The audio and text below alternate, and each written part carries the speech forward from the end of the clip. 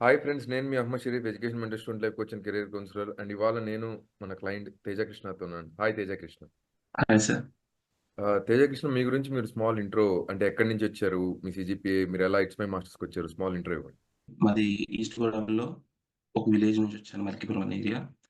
So నేను actually my మాస్టర్స్కి approach అవ్వడానికి కారణం, ఫస్ట్ నాకు యూట్యూబ్లో సెర్చ్ చేశాను అనమాట. జర్మనీకి వెళ్ళాలని హోప్ ఉంది నాకు.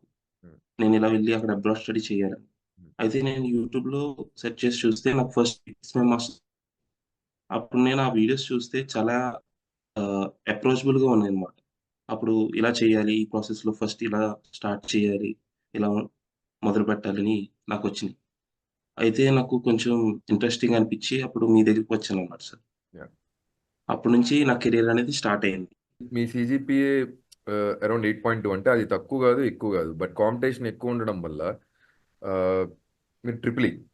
సో మీ కాంపిటీషన్ ఎక్కువ ఉండడం వల్ల ఎస్ సార్, అవును సార్. ఆపర్చునిటీ అయితే, అండ్ మనం సెకండ్ సర్వీస్ ఫీజ్ ఏం తీసుకోకుండా మీరు ప్రొఫైల్ ఇంప్రూవ్ చేస్తే మనం అప్లై చేస్తాము అని చెప్పి we didn't took any money for the second time. And you also worked hard. మీరు కష్టపడి మళ్ళీ B1 సర్టిఫికేట్ తీసుకొస్తే మీకు ఇప్పుడు 2 to 3 అడ్మిట్స్ వచ్చాయి. So yes sir. స్టూడెంట్స్ ఎవరికైనా సరే 50% జర్మన్, 50% ఇంగ్లీష్కి కొంచెం మోడరేట్ సిజిపిఏ లేదా తక్కువ సిజిపిఏ ఉన్న వాళ్ళు లాంగ్వేజ్ ప్రిపేర్ అవ్వాలంటే ఎలాంటి జాగ్రత్తలు తీసుకోవాలి? ఫస్ట్ ఆఫ్ ఆల్ మనకి జర్మనీ మాస్టర్స్ చేయాలనుకునే వాళ్ళకి A2 కన్ఫర్మ్. కంపల్సరీగా జర్మన్ లాంగ్వేజ్లో మనకి A2 కన్ఫర్మ్గా ఉండాలి. Hmm. It's better to complete B1. Hmm. నేనైతే సజెస్ట్ చేసేది ఏంటంటే B1 వరకు, ఎందుకంటే ఇక్కడ చాలా కాంపిటీషన్గా ఉంది, ఆల్రెడీ కాంపిటేటివ్గా ఉంది. Hmm. సో B1 వరకు కంప్లీట్ చేస్తే బెటర్. అండ్ ఐఎల్స్లో అయితే నేను actually first time required band reach అవ్వలేదు. అయినా కూడా నాకు ఇట్స్ మై మాస్టర్స్ నన్ను సపోర్ట్ చేసింది. Hmm. సెకండ్ టైం ట్రై చేయి, నువ్వు రిక్వైర్డ్ బ్యాండ్ తెచ్చుకోగలిగితేనే నువ్వు బెస్ట్ యూనివర్సిటీస్లో నీకు కాలేజ్ వస్తుంది, ఐ మీన్ సీట్ వస్తుంది అన్నారు. సో అలాగే నేను కూడా సెకండ్ టైం కూడా ట్రై చేశా. సో నాకు సెకండ్ టైం కూడా వచ్చింది. అందుకని నేను ఏం సజెస్ట్ చేస్తానంటే ఐఎల్స్లో 7th బ్యాండ్ తెచ్చుకోవడం, అండ్ జర్మన్ లాంగ్వేజ్లో B1 వరకు కనీసం టచ్ చేసినా కూడా బెటర్ అని నేను సజెస్ట్ చేస్తాను సార్. 6.5 ఉంటే 80 to 90% కోర్సెస్కి ఎలిజిబుల్ ఉంటారు. మినిమం 6.5 ఉండాలి. 7 ఉంటే well and yes good, sir, అన్ని కోర్సెస్కి ఎలిజిబుల్ అయిపోతారు. అవును సార్. అండ్ మీకు ఎంత టైం పట్టింది B1 కంప్లీట్ చేయడానికి? నాకు అప్రాక్సిమేట్లీ ఒక 6 months కంప్లీట్ అయింది sir. Okay. So 6 months time పట్టింది. అండ్ కొత్త రూల్ వచ్చింది ఏపీఎస్లో కూడా, అనాబిన్ సైట్లో చెక్ చేయాలి status of the college. College status కనుక అనాబిన్ సైట్లో లేదంటే వాళ్ళు వెళ్ళి చదవలేరు. వాళ్ళు చదివిన బ్యాచిలర్స్ది కనుక అనాబిన్ సైట్లో డిస్ప్లే కాలేదు వాళ్ళ కాలేజ్ నేమ్ అంటే, వాళ్ళు జర్మనీకి వెళ్ళి చదవలేరు. సో చాలా అప్గ్రేడ్స్ వచ్చాయి.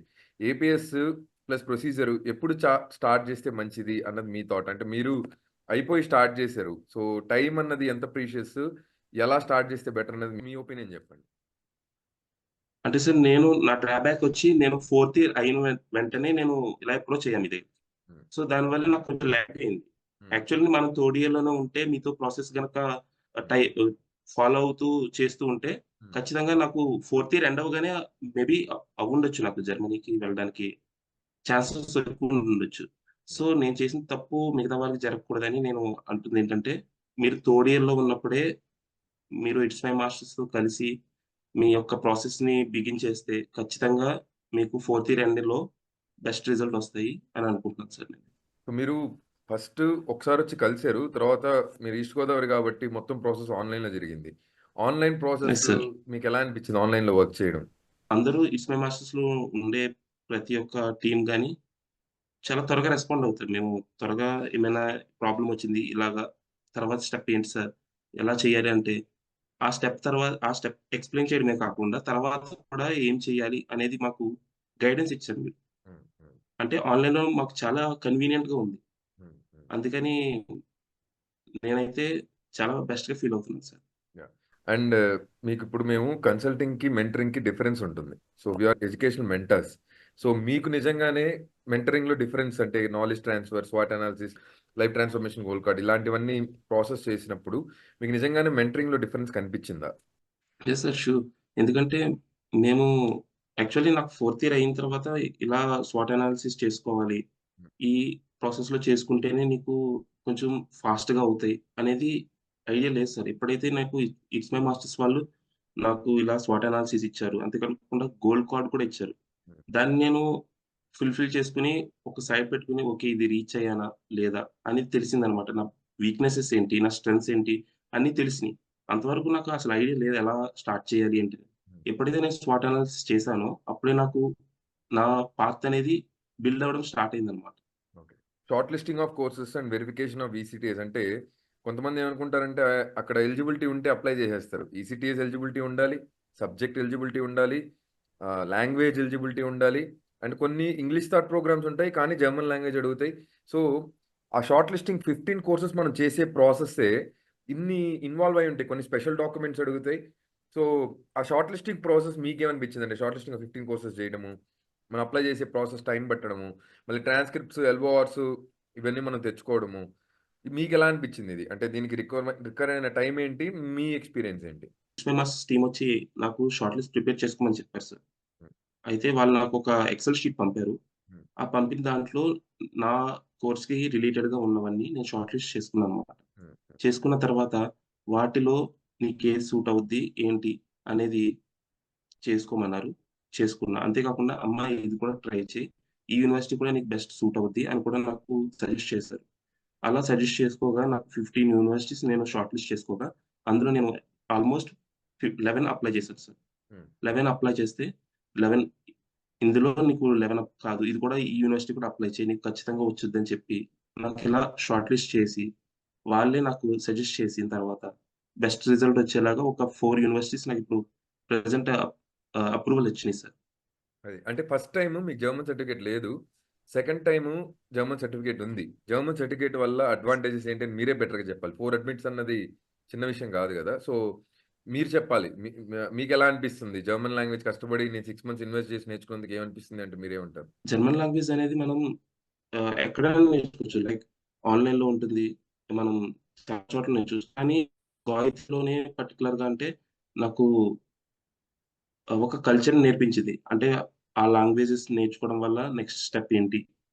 అంతే కాకుండా నీకు ఎందుకని ఏ1, ఏ2 వరకే చేయాలి. ఈ బీ1 కూడా ఎందుకు స్టార్ట్ చేయాలి? అంత కాంపిటీషన్‌లో నాకు ఈ జర్మన్ లాంగ్వేజ్ అనేది ఇంపార్టెంట్ కాబట్టి నేను గోయితేతో చేయవలసొచ్చింది. యాహ్! అంటే ఫస్ట్ టైమ్ రాలేదు. సెకండ్ సారీ. టైమ్ మనం అప్లై చేసాము. సో, ఈ జర్నీ 2 ఇయర్స్ మీకేమనిపించింది? It's my masters journey like 2 years అరే! ఎవరన్నా డిసప్పాయింట్ అవుతారు ఫస్ట్ టైమ్ రాలేదంటే. కానీ మీరు ఐఎల్ స్కోరు, సీజీపీఏ ఆల్ మ్యాటర్స్ గదా! అప్పుడు మనం సెకండ్ టైమ్ మళ్ళీ ప్రాసెస్ యెస్ సార్. చేసేటప్పుడు మీ మీ స్టేట్ ఆఫ్ మైండ్ ఎలా ఉన్నింది? అండ్ రిజెక్షన్స్ గూడా కొన్నొచ్చాయి సెకండ్ టైమ్ గూడా. యాక్చువల్లీ నాకు ఐఎల్టీఎస్ బ్యాండ్ సరిగ్గా రిక్వైర్డ్ బ్యాండ్ రాలేదు సార్. హ్మ్. హ్మ్. దానివల్ల అయినా కూడా మనం అప్లై చేద్దాం. ఏం కంగారు పడకని చెప్పి నాకు అప్లై చేయించారు. హ్మ్. అప్లై చేయించిన తర్వాత కూడా ఆహ్, వచ్చింది సార్. కొన్ని అంటే లైక్ టీయూ డ్రామ్‌స్టాడ్ ఇంకా డేగన్స్‌డూఫ్, హ్మ్. హ్మ్. హాంబుర్గ్‌కి అప్లై చేద్దామని చెప్పారు. హ్మ్. చేసాం. తర్వాత వాళ్ళు వర్క్ ఎక్స్‌పీరియన్స్ కూడా అడిగారు.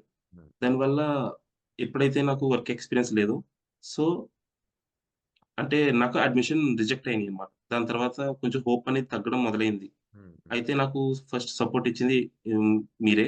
హ్మ్. నెక్స్ట్ టైమ్ అలా జరగదు. నువ్వు ఇంకా ఎక్కువ అప్రోచ్ అవ్వు. లైక్ బీ1 వరకు చెయ్యి. ఐఎల్టీఎస్‌లో ఎక్కువ బ్యాండ్ తెచ్చుకో హ్మ్. అని చెప్పి ఏవైతే మనం క్వాలిఫై అవ్వగలం, ఇంకా మన ప్రొఫైల్‌ని ఎలా పెంచుకోగలం, ఆపర్చునిటీ దేని దేనిలో ఉందో, అవన్నీ సజెస్ట్ చేస్తే like you worked hard and you came back. And నాకు రియల్‌గా హ్యాపీనెస్ ఏంటంటే అమ్మ, ఇప్పుడు స్టూడెంట్స్ అందరికి ఏంటంటే ఇన్‌స్టంట్‌గా రిజల్ట్స్ వచ్చేయాలి. అది ఫ్రీ ఎడ్యుకేషను, కాంపిటీషన్ ఎక్కువ. ఎవ్రీ ఇయర్ కాంపిటీషన్ పెరగడమే గానీ తగ్గడం ఉండదు. ప్లస్ అందరూ గూడా తగ్గిపోయింది. ఇప్పుడు నువ్వు రియల్‌గా ఎక్స్‌పీరియన్స్ చేసావు. నిన్ను ఆ క్వెషన్ అడగడానికి రీజన్ ఏందంటే, అప్పుడు మా అన్నకి 7.5 వచ్చింది. మొన్న నేను చూసాను ఈ గ్రూప్‌లో 7.8 వచ్చింది. 15 అప్లికేషన్స్‌లో ఎన్ని రిజెక్ట్స్ వచ్చాయో నీకు తెలుసు. So, ground yes reality, sir. Real ఇన్ఫర్మేషన్‌ని నమ్మమని ప్రతి ఒక్కరికి చెప్తాను. వితౌట్ ప్రూఫ్ ఏదో గ్రూప్‌లో వచ్చి 7.5కి అక్కడొచ్చిందంట, 7.9కి ఇక్కడొచ్చిందంటే మీరు అడ్మిట్ లెటర్ చూస్తే మీకు ఐడియా ఉంటది. అంటే మనం అఫీషియల్‌గా ఇట్స్ మై మాస్టర్స్ ఇది 4థ్ ఇయర్ మనం జేయడం. అవును దాని సార్. ముందు వేరే నేమ్‌తో చేసేవాళ్ళం. టోటల్ మనకి 8-9 ఇయర్స్ ఎక్స్‌పీరియన్స్ ఉంది. అంటే ఏది ప్రొజెక్ట్ అవుతది, ఏది వస్తది అంటే మనం చెప్పేదే రైట్ అవుతదని కూడా రూల్ లేదు. ఎందుకంటే ఎవ్రీ ఇయర్ అది గవర్నమెంట్ ఇచ్చే బెస్ట్ ప్రొఫైల్స్‌లో గవర్నమెంట్ ఫ్రీ సీట్ ఎవరైతే ఎలిజిబుల్ ఉంటారో వాళ్ళకిస్తది. So, that depends on various factors గదా! ఎవరికి కూడా చెప్పే రైట్ లేదు. ఇదే వస్తది, అదే వస్తది అని చెప్పలేరు కూడా రియాలిటీలో. So, yes sir. అవును సార్. ఇట్స్ మై మాస్టర్స్ మోటోనే క్లయింట్ ఒక్కసారి మనకి ప్రొఫైల్ ఎవాల్యుయేట్ చేసి వచ్చిన తర్వాత ప్రాసెస్ స్టార్ట్ చేశాక, the best support it's my masters ఇచ్చి వాళ్ళ డ్రీమ్స్ని కమ్ ట్రూ అయ్యేటట్టు సర్వ్ చేయాలనేది మన మోటో అమ్మ. అలా కొత్తగా వచ్చే స్టూడెంట్స్ ఎవరన్నా సరే ఇట్స్ మై మాస్టర్స్ చూస్ చేసుకోవాలి, ఆన్లైన్లో కూడా మనం చూస్ చేసుకోవచ్చా లేదా అని అనుకునే వాళ్ళకైనా సరే మీరేం చెప్తారు? మనం మాస్టర్స్ చేయడానికి జర్మనీ వెళ్ళాలి. వెళ్ళాలి అనుకున్న వాళ్ళందరూ నేనైతే సజెస్ట్ చేసేది ఇట్స్ మై మాస్టర్స్. ఎందుకంటే మనకి ప్రతి ఒక్క పాయింట్‌లో మనల్ని గైడ్ చేయడం. అంతే కాకుండా నువ్వు ఈ స్టెప్ కూడా యాడ్ చెయి. ఖచ్చితంగా రీచ్ అవ్వగలుగుతావు. యాక్చువల్లీ నేను లోలో ఉన్నప్పుడు కూడా నన్ను హైలో తీసుకొచ్చారు. ఎలాగంటే సెకండ్ టైమ్ ఛాన్స్ ఇచ్చి ఐఎల్టీఎస్ నెక్స్ట్ రిక్వైర్డ్ బ్యాండ్ తెచ్చుకో. ఇంకొకటి ఏంటంటే అట్‌లీస్ట్ ఏ2 వరకైనా కంప్లీట్ జర్మన్ అని చెప్పి నాకు ఒక స్ట్రెంత్ లాగా బ్యాక్ సైడ్ నిలబడ్డారు నాకు. It's my masters. And also ఆహ్, రిజెక్ట్స్ వచ్చింది నాకు. డార్మ్‌స్టాడ్ నుంచి, క్యోల్ నుంచి నాకు అప్లై చేయడానికి ఉండదు. హాంబర్గ్ కూడా నాకు అప్లై చేయడానికి ఉండదు అని, ఎందుకంటే నాకు వర్క్ ఎక్స్‌పీరియన్స్ లేదని. హ్మ్. హ్మ్. అయినా కూడా నాకు సపోర్ట్ ఇచ్చి నువ్వు ఆ యూనివర్సిటీస్‌కి ఎందుకు చూస్తున్నావు? నీకు ఇంకా నీ ఫీల్డ్‌లో ఇంకా బెస్ట్ యూనివర్సిటీస్ ఉన్నాయి కదా! ఆ సైడే ఉండకు. ఈ సైడ్ కూడా చూడు. ఎందుకంటే నీకు రోజెన్‌హైమ్ ఉంది. కెమ్నిట్స్‌లో ఎంబెడెడ్ సిస్టమ్స్ ఉంది అని చెప్పి అలా సజెస్ట్ చేసి షార్ట్ లిస్ట్ చేసుకున్న వాటికి కూడా ఎక్స్‌ట్రా యాడ్ చేయించి వాటికి అప్లై చేయించారు. యాహ్! అంత సపోర్ట్ ఇచ్చారు నాకు. యాహ్! అండ్ ఆల్సో వాటిల్లో కూడా రిజెక్ట్స్ వస్తున్నా కూడా నువ్వు బాధపడకు. నీకు ఖచ్చితంగా యాక్సెప్టెన్స్ వస్తది హ్మ్. అని చెప్పి సపోర్ట్ ఇచ్చి నాకు 4 అప్లికేషన్స్ అప్రూవల్ వచ్చేలాగా చేయించింది కూడా నాకు ఇట్స్ మై మాస్టర్స్. యాహ్! అంటే నేను చెప్పేదేంటంటే ఇప్పుడు కొత్తగా జాయిన్ అయ్యే వాళ్ళకి ఇట్స్ మై మాస్టర్స్ అనేది ఖచ్చితంగా మనకి బ్యాక్ సైడ్ ఒక స్ట్రెంగ్త్‌లా నిలబడతారు. హ్మ్. మనకేమైనా రిజెక్షన్స్ వస్తున్నా ఖచ్చితంగా మనకి యాక్సెప్టెన్స్ వచ్చేలా వాళ్ళు ట్రై చేస్తున్నారు. యాహ్! ఇప్పుడు మీరు గోదావరి మన హైదరాబాద్, మన ఆఫీస్ ఓన్లీ హైదరాబాద్‌లోనే ఉంది. ఆన్‌లైన్‌లో తీసుకోవాలి అనుకుంటే వాళ్ళకి మీరు ఆన్‌లైన్ ఎక్స్‌పీరియన్స్ చేశారు కదా! సర్వీస్ మొత్తం మీరేం చెప్తారు? చాలా హోప్‌ఫుల్‌గా వీళ్ళు మనకి సపోర్ట్ చేస్తుంటారు.